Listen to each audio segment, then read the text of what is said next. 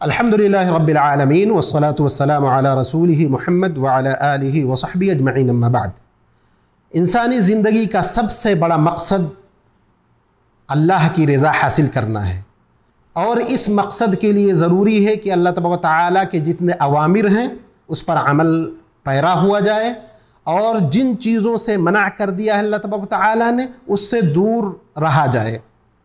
پھر احکامات اور اوامر میں ضروری ہے کہ نیت درست ہو، نیت میں اخلاص ہو، اور نیت میں اخلاص یا نیت کی درستگی اتنی عظیم چیز ہے کہ اللہ تبارک و تعالیٰ نے انبیاء سے لے کر کے عام بندوں تک کو اس بات کا حکم دیا ہے کہ وہ نیتوں کی اصلاح کریں۔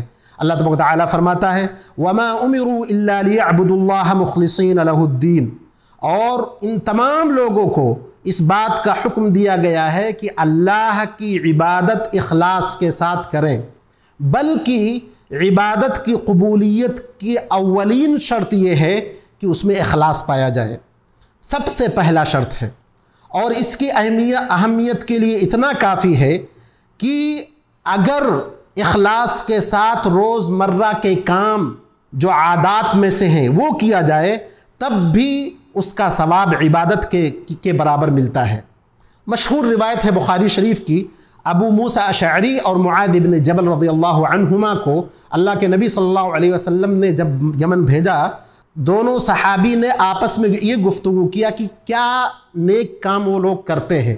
تو معاذ بن جبل رضی اللہ عنہ نے جو بات کہی ہے وہ یہ کہ میں تھوڑا سا قیام کرتا ہوں پھر سو جاتا ہوں، اور اس میں وہ جو لفظ انہوں نے استعمال کیا ہے، فرمایا انہوں نے احتسب نومتی کما احتسب قومتی، میں اپنی نیند کے ذریعے بھی ثواب کی امید رکھتا ہوں جس طرح اپنے قیام کے ذریعے ثواب کی امید رکھتا ہوں۔ تو یہ بہت عظیم چیز ہے کہ انسان عام روٹین کی چیزیں کرے لیکن نیت درست کر لے تو اس کا ثواب بھی اس کو عبادت کے برابر ملتا ہے۔ اگر آپ یہ چاہتے ہیں کہ نیت بالکل درست ہو یا دوسرے لفظ میں آپ کے اندر اخلاص پایا جائے تو ضروری ہے کہ کوئی بھی کام کرنے سے پہلے 3 چیز کا دھیان رکھیں۔ پہلی چیز یہ کہ جو ہم کرنے جا رہے ہیں وہ کیا ہے، کیا کرنے جا رہے ہیں۔ دوسرا کس کے لیے کرنے جا رہے ہیں۔ تیسرا کیوں کرنے جا رہے ہیں۔ مثال کے طور پر نماز ہم پڑھنے جا رہے ہیں تو نماز سے پہلے ہم کیا کرنے جا رہے ہیں اس چیز کا جواب ہمارے دل میں موجود ہونا چاہیے، یعنی نماز پڑھنے جا رہے ہیں۔ دوسری چیز کس کے لیے کرنے جا رہے ہیں، اللہ رب العزت والجلال کے لیے کرنے جا رہے ہیں۔ کیوں کرنے جا رہے ہیں، اس لیے کہ اللہ تبارک و تعالیٰ نے اس کا حکم دیا ہے۔ بالکل اسی طرح عادات میں مثال کے طور پر سونا ہے، کیا کرنے جا رہے ہیں، سونے جا رہے ہیں۔ کس لیے سونے جا رہے ہیں، اس لیے تاکہ ہم کو راحت محسوس ہو، ہم اللہ کی بندگی نشاط کے ساتھ کر سکیں۔ اور ان تینوں سوالوں کا جواب ہم جب دے دیں گے تب جا کر ہمارے اندر اخلاص پیدا ہوگا۔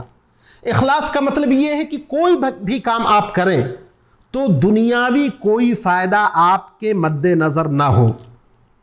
کوئی بھی کام کریں تو گویا کہ آپ کے اندر اخلاص پایا جاتا ہے اور آپ کو اس کا ثواب ملے گا، اور اگر اخلاص نہ ہو تو کوئی بھی عبادت قابل قبول نہیں ہے۔